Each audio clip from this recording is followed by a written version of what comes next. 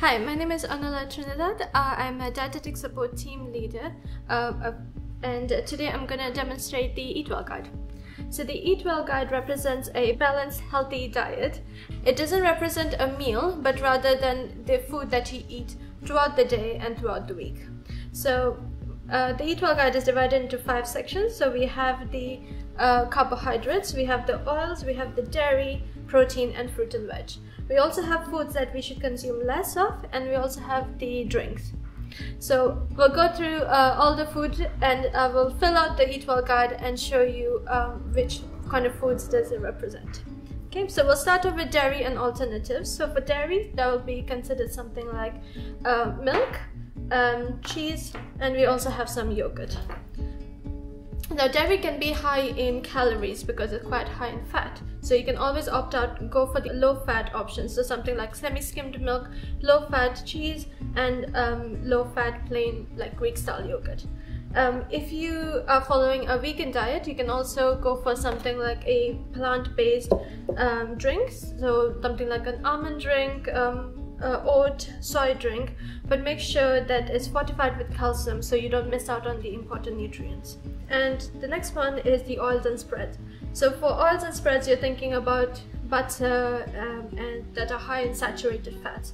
But to have something more healthier, you can always go for something like olive oil or vegetable oil and something like olive spread. These fats are called monounsaturated fatty acids, which tend to be healthy fats. So you always want to go for these options instead. Now we'll go for the carbohydrate section. So the carbohydrates should make the base of your meal. So we're thinking about something like pasta, something like bread, potatoes, rice, it can also be mashed potatoes, and some cereal. So you always want to go for the brown versions, which are called the whole grain or whole meal options. These carbohydrates have more nutrients than the white options, such as white bread or white pasta or white rice, and they have more fiber. So always opt for the brown rice, brown pasta, brown bread options. And then next we have fruit and veg. So notice over here for potatoes, I haven't added that in the fruit and veg section. That's because potato doesn't count towards the 5 fruit and veg portion. So instead you want to opt out for something like sweet potato. So sweet potato has a lot more nutrients than potatoes, and it counts towards your 5 a day. So you can always choose that over normal potatoes. So let's add some more fruits and veg over here as well. So we can add something like, let's say, beetroot as vegetables. You also have some green beans, carrots, cauliflower. You can also go for some green peas, but you can also choose something like frozen green peas or frozen vegetable. Or if you don't have space in the freezer, you can go for something like tinned beans and tinned sweet corn. So for the 5 a day, you want to consume 3 portions of vegetable and 2 portions of fruits every single day. So fruits can be like a handful of grapes, banana, some clementines. Oh, that's tomato, that would still count as a vegetable. Something like watermelon, and berries. And we also have lemon over here we can use for dressing and things like that. And if you want to go for tinned fruits as well, you can always go for that because the fresh ones don't last that long.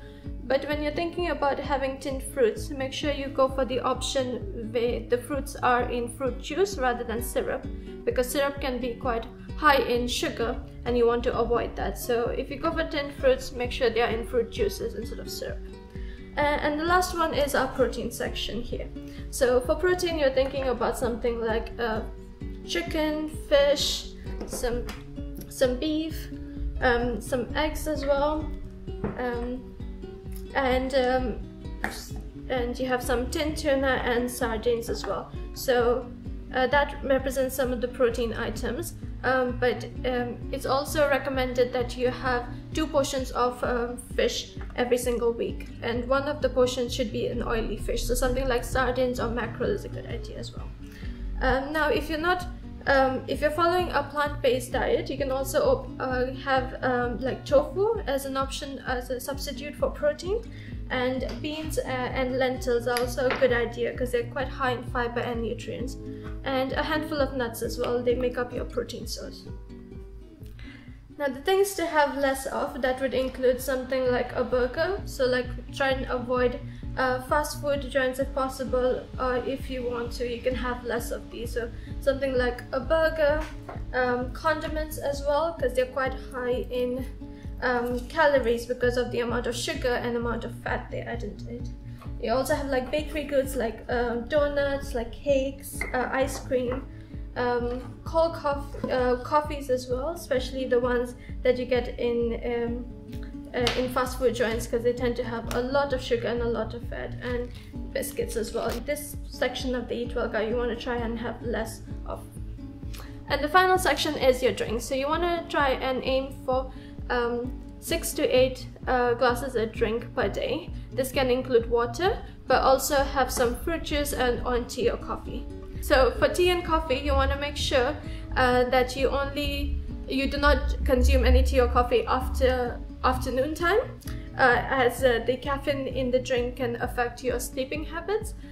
So to avoid that, you can have some tea or coffee, just make sure you have it before, and limit the amount of sugar you add into that as well. You can also have like fruit juices or smoothies, but make sure you have only 150 milliliters of fruit juices or smoothies, because they can have a lot of refined sugar in them, and you want to try and limit those out. And yeah, so that represents the Eat Well guide. And the Eat Well guide is not based on a meal, rather than the food that you should have over a day and over a week. Thank you.